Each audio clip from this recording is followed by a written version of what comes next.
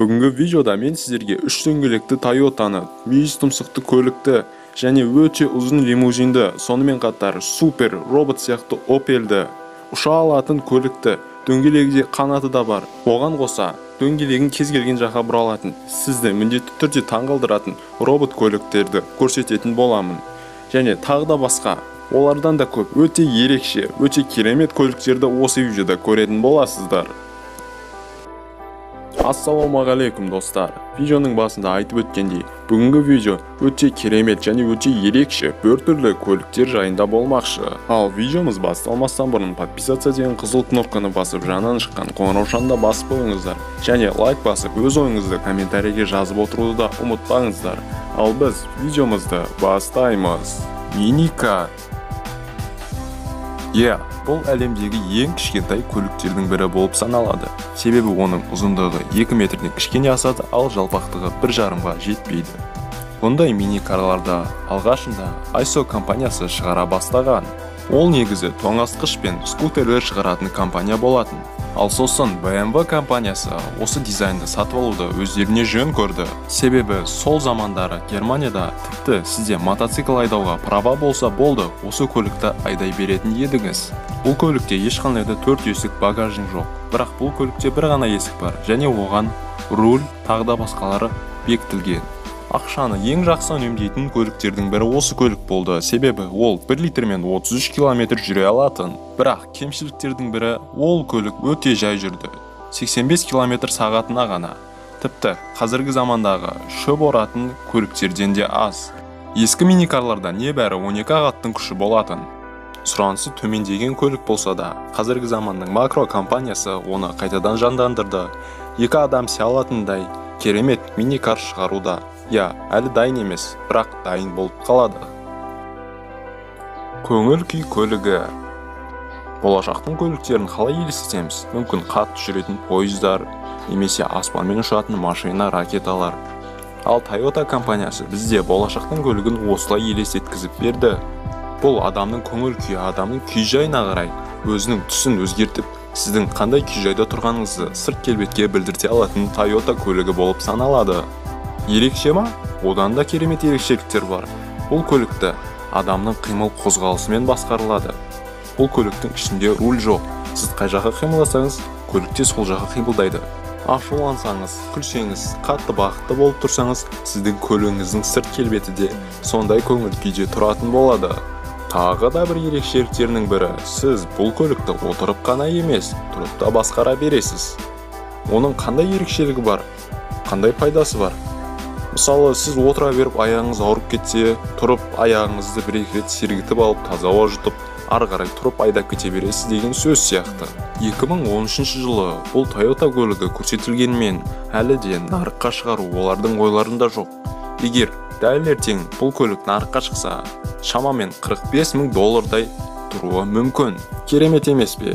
Кептелісте тұрып қалған кездері көлігіңізбен қоса өзіңіздің де ашуыңыз шығады. Су көлігі.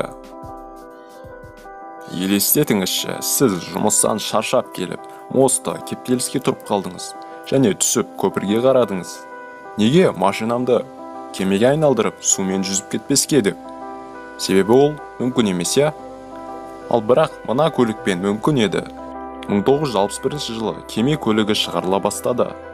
Алдынан ешқандай ерекшелік жоқ, бірақ арқасында ол қайық және көлік болып екіге бөлінетін еді.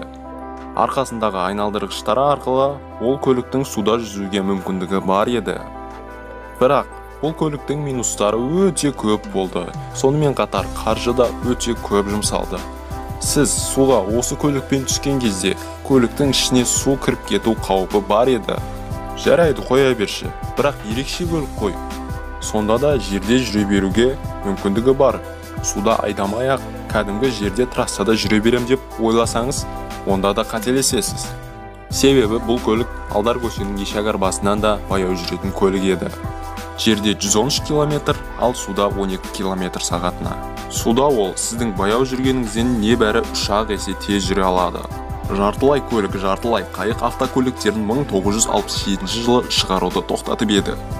Бірақ оның орнына Orbiter Dubertsen деген жартылай көлік, жартылай қайық автокөліктері шыға бастады. Бұл көліктің бас қалаушысы өз ақшасын аямай, өз уақытында аямай осы көлікке жұмсаған болатын. Нағыз кинодағыдай ракета көлік болып саналды. Сонымен қатар оның ішінде суда басқаруға бір бөлек руль, ал жерде басқаруға бір бөлек руль болды. Бұл көліктің бас қалаушысы өз жұбайымен романтикалық кинодағыдай суда сапар шегемін деп ойлаған еді. Және оны да істеді.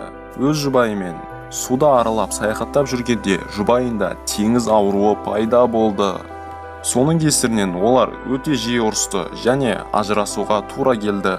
Соған қарамастан ол күйеуіне мен бұл көлікте тағы да саяхаттар едім, бірақ сенімен емес деп айтқан болатын. Аватар көлігі. Бұл көлікті естіген де шығарсыз. Аватар деген өте хит болған киноға байланысты. Сонымен қатар ол киноның артынан оған ойында шығарылған және тіпті $400 миллион оған паркте құралған еді. Соған байланысты Mercedes-Benz компаниясы Аватар киносына сай көлікте шығарды.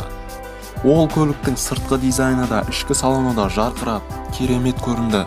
Және ең бастысы, оның дөңгелегіндегі жанғыштары тек қана сәндік үшін емес, ол кәдімгі шаян сияқты жан-жаққа қозғалып жүре алатын еді. Я, сіз көлікті парковкаға қоятын кезде де қиналмайтын едіңіз.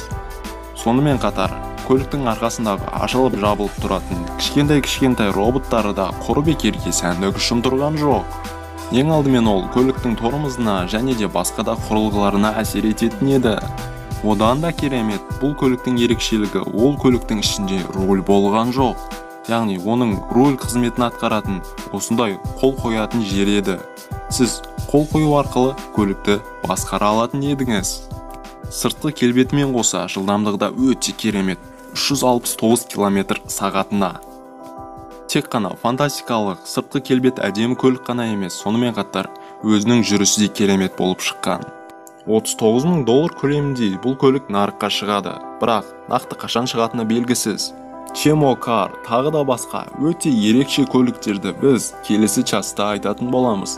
Ал екінші частың шыққанын қаласаңыздар, онда осы видеоға 100 лайк жинап тастаңыздар.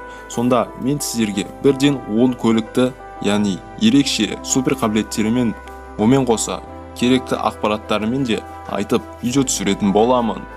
Тағы қандай видео түсірейін, комментарийге жазып кетіңіздер. Омен қоса лайк басып, арнамызға тіркелмеген болсаңыздар, подписаться деген қызыл кнопканы басып, жанынан шыққан қоңырау шанына басып қойыңыздар.